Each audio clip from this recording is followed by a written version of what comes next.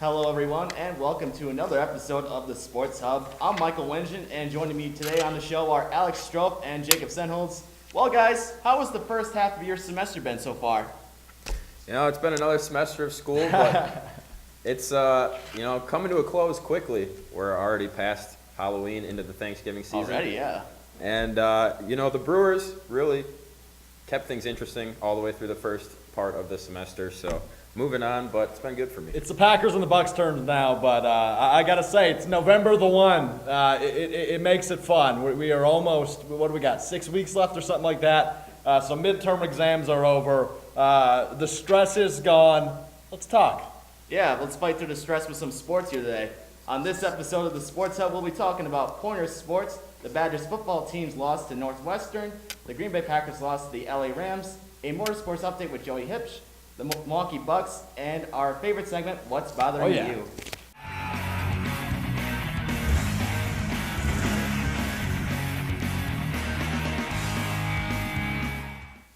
The Pointers football team pulled off the upset against the 10th-ranked UWSP Titans on Senior Day Saturday, winning 27-21. The Titans got on the board first with a 34-yard touchdown pass. The Pointers responded on the ensuing drive with their own 34-yard touchdown pass from Max Harrow to Steve Harrow. However, Victor Ponterio missed the extra point, keeping the score 7-6 in favor of the Titans. The Titans made it 14-6 early in the second quarter, but the Pointers tied it up at 14-all with a 1-yard touchdown run by Samaje Williams and a 2-point conversion. The Pointers took their first lead in the game when Victor Ponterio converted a career-long 48-yard field goal, making it 17-14 Pointers. The lead was stretched to 6 points by Ponterio, making a 22-yard field goal on the second play of the ensuing drive. Safety Sam Schaefer got his second interception of the season and returned it to the house 42 yards for the touchdown, giving the Pointers a 27-14 lead with just over 13 and a half minutes left in the game. The Titans scored a touchdown on their next drive to make it a one-score game. The Titans would then get the ball back with 58 seconds left, but defensive back O.J. James stepped in front of a pass and deflected it to another Pointer who intercepted the pass to seal the victory over the Titans. Max Harrow led the Pointers offense, completing 14 of 22 passes for 164 yards, 1 touchdown, and 1 interception. Samaje Williams led the Pointers in rushing with 42 yards on 13 carries. Christian Almonte led the Pointers in receiving with 8 receptions for 71 yards. They are now 3-5 on the season. So, guys, what are your thoughts on this historic upset by this Pointers team this past weekend? Talk about a perfect storm. I mean, a team that is looking, and I've said this the last couple of weeks on these same airwaves, a team that's been trying to find their identity under the direction of a new coach in Greg Breitbach, and they do just that with the biggest win in years for this program over the 10th-ranked Titans. So you look at Max Harrow, looking to get comfortable, 14 of 22. That's only, 8 incomplete passes on the day. That's a solid line. The defense obviously stepped up, but we got to give this guy credit because kickers are people too. Victor Ponterio, 3 field goals, rebounding after a missed extra point. I mean, that can do something to your ego. That can do something to your confidence when you miss an extra point like that. But he comes out and nails 3 field goals afterwards and gets everything right back on track, again, for the historic upset. So quite a game from the Pointers. And, as you're searching for that identity, there's nothing that can boost a team's confidence and even that chemistry they have on field, quite like an amazing upset that we saw this week. And very impressed by the Pointers team. Yeah, that boot by Ponterio was extremely impressive. As you mentioned, 48 yards. But it looked like the missed extra point at the beginning of the game might come back to bite the Pointers because right at the end of the game, the Titans had the ball and they were driving with an opportunity to score. And if they would have hit the extra point, they probably would have won the game 28-27. However, there was an interception thrown, the 4th interception of the game, and Pointers ended up sealing it. Well, before that happened, there was a heck of a football game played. I mean, it was very entertaining. It was good football on both offense and defense by this Pointers team. And the number one number that stood out to me was that in the second half, the Titans only rushed the ball for 15 yards total. That's a good line if you're the Pointers defense. Yeah. Right? Spot on. Especially they had 92 yards in the first half. And pretty much this Titans offense runs through their dominating. The whole thing goes because of their dominating game on the ground. And the Pointers, especially in the second half, were able to bottle that up. They were forcing the Titans to throw the ball a lot and play from behind, which is a situation the Titans really not used to throughout this entire season. So kind of like you said, Alex, it Right. is a perfect storm. Everything worked for this Pointers team, and hopefully they can carry the momentum into next week as they have a tough task in Whitewater. Yeah, I think Maybe they for can do it again. any Sorry. football fan, a good football game is always what you want to see, and we got that definitely on Saturday against these two teams. But you also have to mention, too, about the Pointers defense. They made two critical fourth down stops against the Titans offense in the situations where the Titans could have easily gotten on the board with a touchdown or a field goal. So to be able to get that kind of defensive stop in a critical point in the game like that, that's what the Pointers defense has been looking for this entire season. Well, and another thing, that's a great point, and the reason that they had the opportunity to stop a couple of those fourth down plays was because Oshkosh's kicker had already missed two different field goal attempts early in that game. So Oshkosh then, as they were driving the ball, anytime they got close to the end zone, they elected to go for it on fourth down, which again gives the Pointers defense an opportunity to come up, make those big plays, which they did 2 out of 3 times, I believe. I think the Titans only converted on 1 fourth down the entire game. So, as you said, all in all, an awesome performance by that defense. Indeed. Yeah, and I think we're all celebrating the victory. And it was a great way for the seniors to go out in their final home game. Oh, at Ford absolutely. Depot. Well said. Well said. Absolutely. Well, the Pointers will take their rest of the season on the road as they take on the 4th-ranked UW Whitewater on Saturday. Switching over to men's hockey, they got their season started on a good note on Friday night by winning 4-2 over Aurora University. The Pointers' goals were scored by Kelly O'Brien, Logan Fredericks, TJ Root, and Luke McElhaney. Sophomore goaltender Connor Rickman picked up the opening night win, recording 22 saves. The Pointers were back in action the following night against Trine University. The Pointers got on the board first with a goal from sophomore Zach Zeck. Trine answered back with its own goal a minute and 36 seconds later. Trine took the lead late in the first period, getting a goal with just 32 seconds left in the period. The Pointers then tied it up at 2-2 when junior Luke McElhaney scored at the 17:05 mark in the second period. Neither the Pointers nor Trine could break the tie in the third period or in overtime. The game finished in a 2-2 tie. Freshman goaltender Eli Billing recorded 10 saves in the game. So guys, what can the Pointers learn from these first 2 games so far this season? Well, you got to learn about the goaltending situation. I mean, this is a problem we've been addressing the last couple of weeks with Max Milasek departing due to graduation. So you try 2 guys in your first 2 games. Connor Rickman finished with 22 saves, as mentioned, and Eli Billing in that game against Troy in that 2-2 tie, 10 saves. So I don't know if maybe it was a differential of an offensive attack because 2 goals both allowed. In both games, excuse me. But Connor Rickman, 22 saves. That's a good number. The former goaltender sitting to my right. So 22 saves, a sophomore. I mean, do you think either of these guys has an edge, Jake? Oh, well, I would give it to Rickman just simply based on experience. He was the backup last year. And the thing is, you can't really hold this game against Eli Billing too much as he didn't really have an opportunity to show his skills or Right. really prove himself as he only saw 12 shots all night. Of course, when you let in 2 goals off 12 shots, it doesn't look fantastic, but you gotta take these goals in context. The first goal, you can't put that one on the goaltender at all. It was basically a 3-on-1, if I remember correctly, and Billing did make the first 2 initial saves. It was on that second rebound that Trine was able to put it in the net. But the other thing is, guys, the reason he only had 10 saves is because the Pointers dominated the game. They really did. They outskated Trine. They outplayed them, they outpassed them, and they outshot them nearly 4-1, if not over 4-1. And the difference maker in the entire game was Trine's goaltender. Point had a lot of opportunities to score, a lot of good scoring chances, and it kind of seemed like a lot of them were playing. And this happens early in a hockey season. Everybody kind of wants to be that hero, especially in a close game, a tied game. Everybody kind of looking to do it themselves.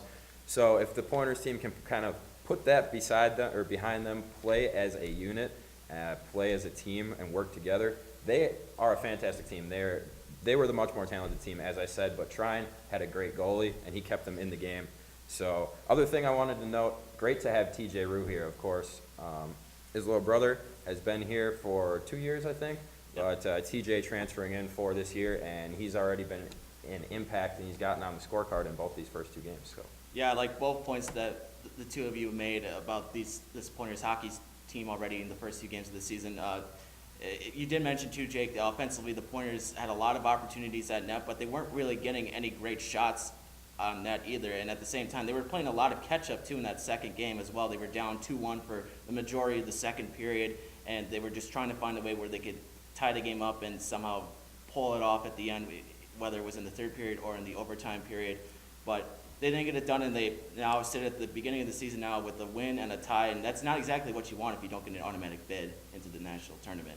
Yeah, only 2 games in. I A wouldn't. lot of season yeah, left. I I wouldn't worry too much. wouldn't put too much stock into it. And as I've said on this show many times before, hockey especially is a sport that you can really get rolling as the season progresses. Everybody kind of starts to mesh, kind of works together. I'm sure we're going to see these lines get shuffled around a little bit in the next few weeks, but I wouldn't worry about it. I expect after this little short road trip, the Pointers are going to come back with only 1 or 2 losses still. Yeah, and on this road trip, the Pointers are back in action this weekend on the road, taking on Hamline University Friday night and Bethel University Saturday night. The Pointers women's soccer team finished the regular season with a 0-0 draw against UW-La Crosse Saturday. Goalkeeper Lexi Pulowski made 9 saves to preserve the second shutout of the UW-La Crosse Eagles this season. The Pointers only had 2 shots on goal for the match, one from senior midfielder Courtney Haas and one from sophomore midfielder/defender Bree Widmer. The match went into double overtime, but neither team could break the tie. So guys, real quick, can this team win the WIAC championship? Yeah, I mean, look at the team that's ranked number 1. It's La Crosse. They tied them 0-0. No losses in conference this year for Stevens Point, and no losses for La Crosse this year. One of them has to lose in the conference tournament, so we'll see who it is. It's definitely an obtainable goal. It's just a matter of going out there, playing your best 90 minutes, and making it happen. Yeah, for me, I think the 0 number in the loss column says it all. That means you can either win or play with anybody to a tie, and if you can tie them, why can't you beat them? So 0 losses, that just tells me, again, you can play with and beat anybody. So again, yeah, why not? They're sitting at 2nd in the conference, and obviously La Crosse probably the biggest competition. We've already played them to a tie. Why not go out and win this next one? Big Yeah. game later today. Yeah, having a donut in the L column really helps you out, but this is no second chances right here for this Pointers team going into the championship. So the 2-seeded Pointers will face off against the 3-seeded UW Eau Claire Blue Goats today at home in the second round of the WIAC championship. After a quick commercial break, we'll be back with your Motorsports update and all things Badgers and Packers football. UW Stevens Point is home. It's a university where professors know your name and get you involved in research. They inspire us to realize big dreams. At UW Stevens Point, sustainability is what we stand for. Our beautiful campus encourages exploration, developing new fields, and problem solving for the real world. It's a great place to launch your career. UW Stevens Point is home. Apply today at uwsp.edu. Welcome back. The Badgers football team lost their 3rd game of the season Saturday, losing 31-17 to Northwestern. Northwestern took advantage of a banged-up Badgers defense and controlled the nation's leading rusher to become the front-runner for the Big Ten West Championship. The Badgers offense struggled all afternoon and turned the ball over 3 times. Sophomore quarterback Jack Cohn had a decent game, replacing the injured Alex Horningbrook, completing 20 of 31 passes for 158 yards and 1 touchdown. Sophomore running back Garrett Groshek led the Badgers in rushing for 68 yards on 7 carries. Wide receiver Danny Davis led the Badgers in receiving with 5 receptions for 55 yards. So, guys, what went wrong for the Badgers in this game in Illinois? Well, you already wrapped it up, Mike. I mean, you wrapped it up, put a bow tie on top of it, and sent it to Santa. I mean, long story short, Northwestern outplayed them. They're now the front runner in the Big Ten West. And, we didn't even mention Jonathan Taylor's stat lines. That's an issue. Hornibrook's out, and you mentioned the banged-up defense. A lot went wrong. And now you're in a position where, you're playing for maybe a mid-major bowl game, maybe more toward the major side of things, but still, this Wisconsin team hasn't been looking like the Wisconsin team we expected coming out of the gates. We thought this would be a team that could gun for the national championship, be in that college football playoff conversation, and they're not even ranked in the top 25. Quite a few losses, 3 on the year now. Not pretty. So we will see. I'll be at that game against Rutgers on Saturday. We know we can already write that one down as a W. It's just a matter of the point margin, see what they can produce offensively and defensively if they're still going to be a little bit banged up.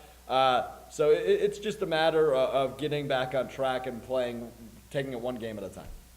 Yeah, and honestly, this pretty much the first real adversity that this football team and this coaching staff, ever since Paul Chris has come in, this is the first real adversity this Badger team has faced. And so far they're handling it, I would say, okay. Not fantastic. Already 3 losses on the season. And you lose your starting quarterback, who already, a lot of people not big fans of Alex Hornibrook.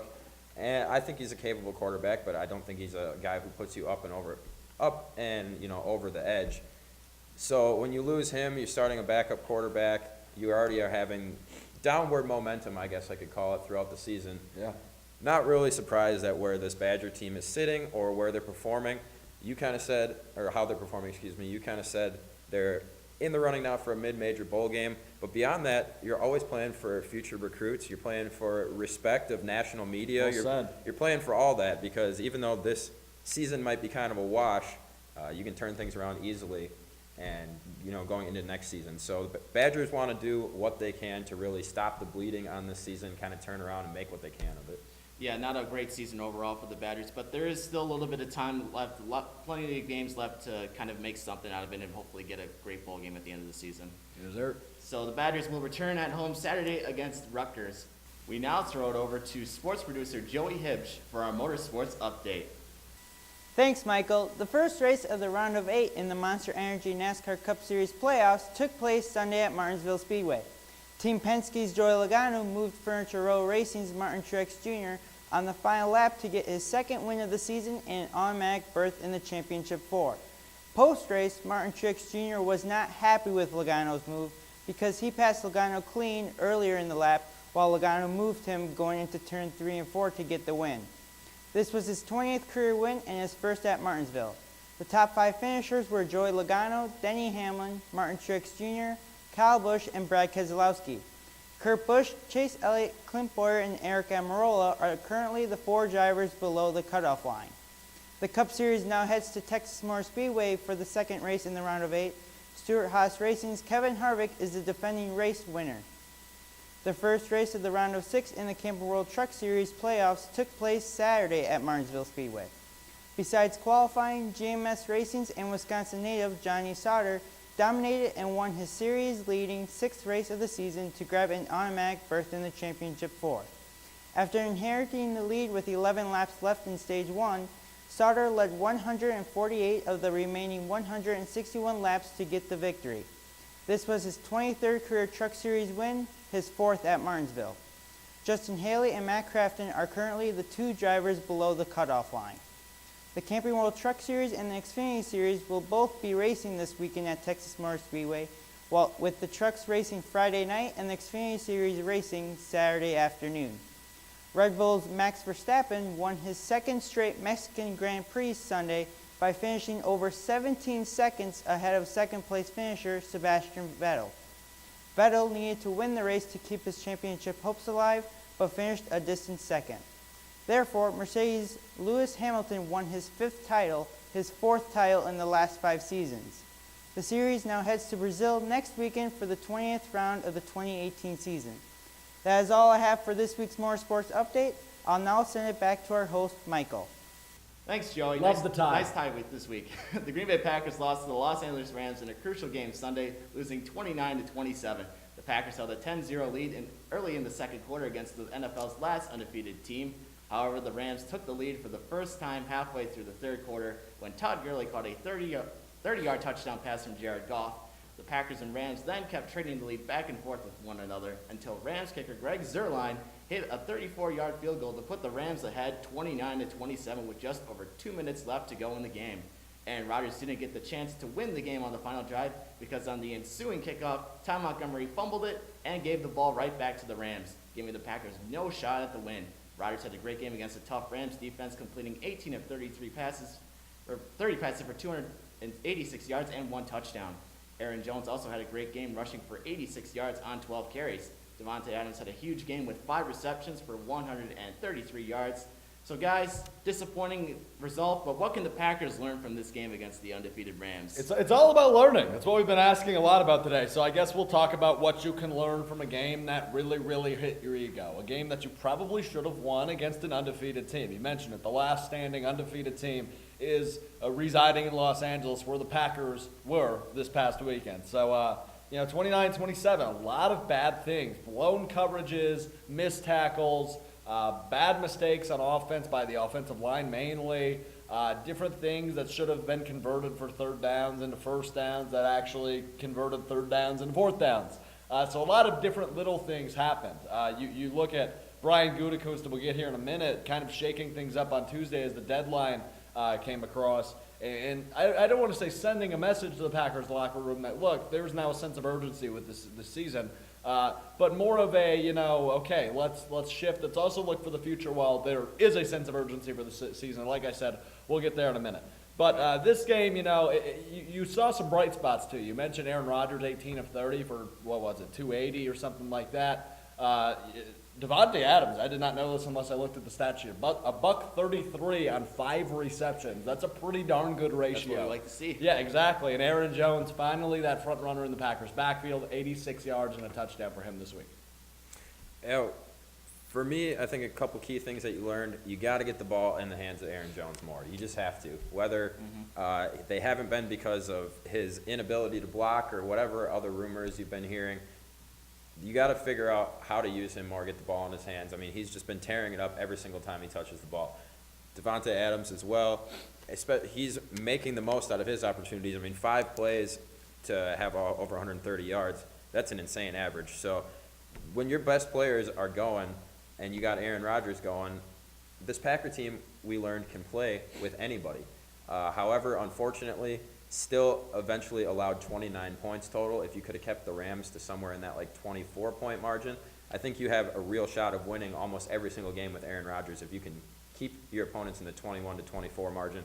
Unfortunately, the Rams able to get closer to 30, which has kind of been the story of every Packers team that Rodgers has been on. You got to score more than 30 points or you're hardly going to win the game. So I think 2 things: get the ball into Aaron Jones' hands more, and the fact that now you can play with anybody. The defense obviously had some blown coverages, some iffy plays, but that's been every week as well. Exactly. So if you can kind of shore those things up, I mean, you just went out and just lost to 2 points by, I'd say hands down, the best team in the NFL and the only undefeated team in the NFL. So Packers kind of proven, though, that they can play with anybody.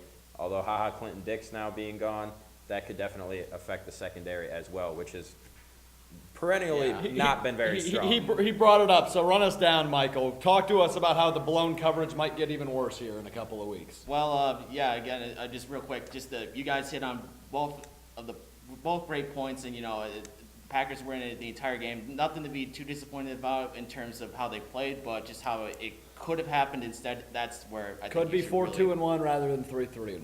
Yeah, definitely a lot of what ifs this season for the Packers. No doubt. Well, as we mentioned several times, the Packers also made some news this week by trading Ty Montgomery to the Baltimore Ravens and sending Clinton Dix to the Washington Redskins. Guys, what do you think of these trades? Do you think these are going to help out Green Bay a little bit, or is it going to be a turn for the worse? Let me hit on both. So, number one, very bad day for my closet. I own 3 Packers jerseys. One's a Clinton Dix jersey. One's a Ty Montgomery jersey. The other is an Aaron Rodgers jersey. I think you might have to start looking for another one. Yeah, I actually just ordered a Jair Alexander jersey right after that. Good choice. Because not a good day for my closet. But anyway, let me hit on each of these moves. We'll go with Ty Montgomery first. So let's look what happened Sunday, and we kind of mentioned it briefly, the fumble. But what kind of ensued, what happened was that he kind of threw a tantrum on the sideline when he was taken out for the likes of Aaron Jones and Jamal Williams. He threw his helmet, and then on the kickoff that he ultimately fumbled, he refused to take a knee in the end zone. Let Aaron Rodgers have a chance, guaranteed. And he wanted to go make a play, and unfortunately, it took a turn for the worst. So his stock went straight to the toilet. So they got, theoretically, just about nothing. They got a 7th-round pick from Baltimore, which will be one of the last picks in the draft in 2020. Yeah. They got rid of him, but it tore up the locker room. The locker room became divisive, and you don't want that after what happened with Montgomery. So you definitely had to either cut him or trade him, and they did the latter, only for a 7th-round pick. On the note of Clinton Dix, he's talked about it. He's talking about leaving this after the season. So you want to get something for him rather than nothing. But look at the safeties the Packers have on the roster now, without Clinton Dix, who goes to Washington. Jermaine Whitehead is the only true free safety remaining on the roster. Think about that for a minute. You want Jermaine Whitehead being your insurance in the defensive backfield? Otherwise, the other names that are being thrown in are Josh Jones or a kind of conversion from cornerback to safety, Tremont Williams and Bashaud Breeland. So it is not pretty in the Packers' defensive backfield. Good luck. And Josh Jones. Tom Brady. Josh Jones has been torn up pretty well almost every single time he's been in that starting role. Really quickly, though, Clinton Dix, he's an effective player when he's out there. He kind of has a tendency to blow coverages as well, but he's a ball hawk. Comes up with tons of interceptions. I think he's going to be a great player yet. He's very young. Packers had no intention to re-sign him, so a fourth-round pick makes total sense to me because I think the highest you possibly could have gotten was a third, but they ended up getting a fourth. So it's either you keep a guy for 8 more games or you get a fourth-round draft pick, and I'm happy with the draft pick. Yeah, Packers management trying to keep their season alive, and the Packers will keep their season alive as they look to rebound Sunday night on the road against the New England Patriots, which happens to be the second ever meeting between Rodgers and Brady. Kickoff is set for 7:20 Sunday Night Football. After our final commercial break, we'll be back with the Milwaukee Bucks and our What's Bothering You segment. Great transition there.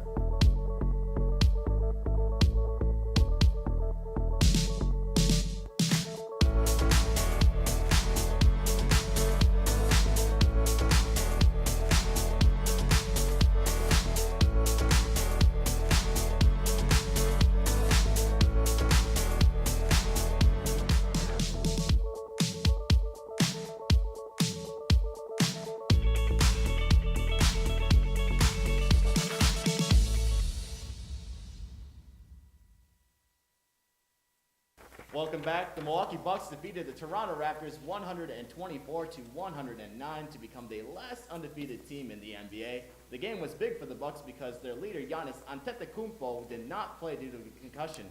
Ersan Ilyasova led the Bucks with 19 points and 10 rebounds. Eric Bledsoe and Malcolm Brogdon also had good games, both scoring 17 points in the game. The Bucks are now 7-0 on the season. So guys, what has impressed you the most about this Bucks? Mike Budenholzer! That's what impresses me the most. The Bucks are playing real basketball. They're evolving with the times. I've seen that. They're third in the league for 3 points attempted. Third!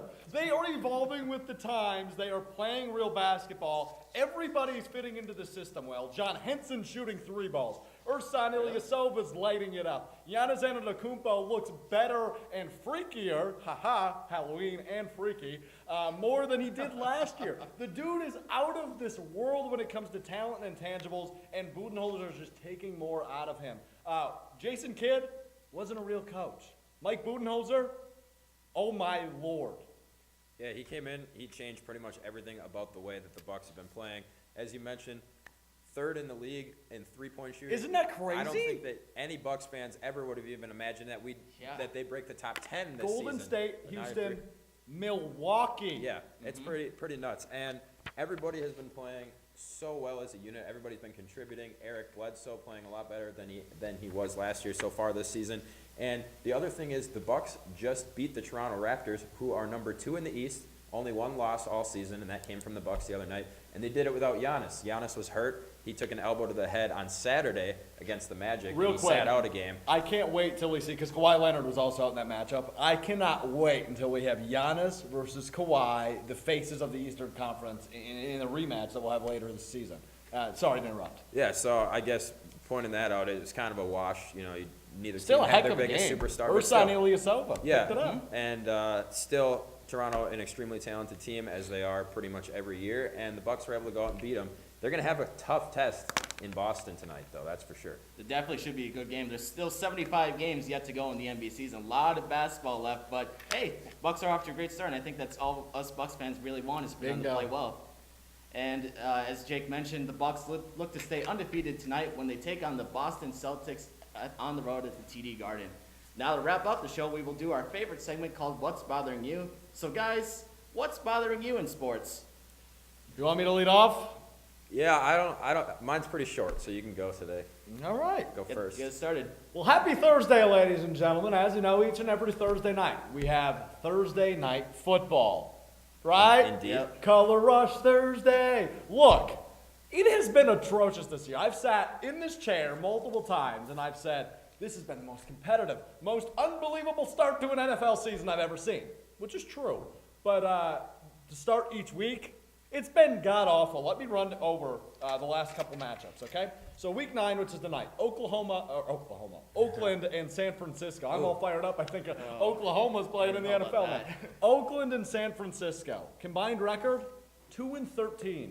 This is the worst combined record on a primetime game after week 8 ever.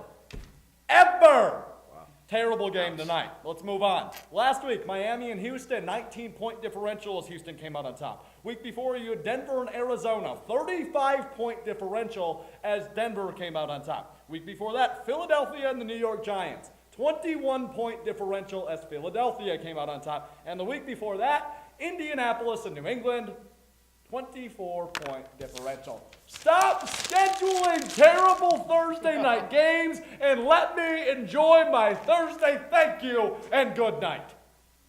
Jake, what's bothering you? Well, now that Alex brought that up, those was are some quite a bit pretty of energy. crazy numbers, yeah. Yeah. And it's not bothering me quite as much, but I would like to see better games on Thursdays. I like I Thursday agree. night football. Really, this week, for me, I thought about it. I really don't have too much to complain about in the world of sports. So, what's bothering me is the fact that people like Alex and so many others don't like candy corn. And I don't Candy understand corn is why you disgusting! people don't like candy corn. It's disgusting. It's sugary, it's colorful, and it's fun. I don't understand what you want more out of candy. Except for, and you're not even a big chocolate guy, so you can't say it's not chocolate, because I know you're not a big chocolate guy. So, from all of the smart people, like me, Ben, and the rest of you, who like cotton candy, that's what's bothering, or not cotton candy. See, you guys got me thrown off. Excuse me, candy corn. That's what's bothering me, because every single year, this time of year comes, Halloween comes, and I have to hear this debate and this propaganda about how terrible candy corn is when I enjoy it. So that's what's bothering me. I'll try to make mine real quick, but unpopular opinion, I do actually like candy corn myself. Thank you, sir. Top five Halloween candy. Just real quick, people on Twitter, just Martellus Bennett are going off on the Packers and their fans, and it's like he just needs to be quiet with that, let that go. And the people who just like threatened Ty Montgomery's family, that was just ridiculous. Ridiculous Yeah, that was and inexcusable. People for like that Packers are fans and others. garbage. You Yeah. are a garbage human if you do something like that. Packers one of the proudest fan bases and franchises in all of sports across the board, and to see fans, do something like that or say those words, it's kind of just disappointing as a Packer fan. Yeah, and hopefully, for future reference, we don't do anything like that or see anything like that on Twitter. So we're gonna try to wrap up the show here. That's all we have for today's show. I'd like to thank Alex and Jacob for joining me today on the show, and a big thank you to our technical staff for making all of this possible. Be sure to follow us on Facebook at SBTV UWSP Television, or follow us on Twitter at SBTV_UWSP. Also visit the UWSP homepage to locate all your fun and athletic information. We will see you next week on the Sports Hub. Bye.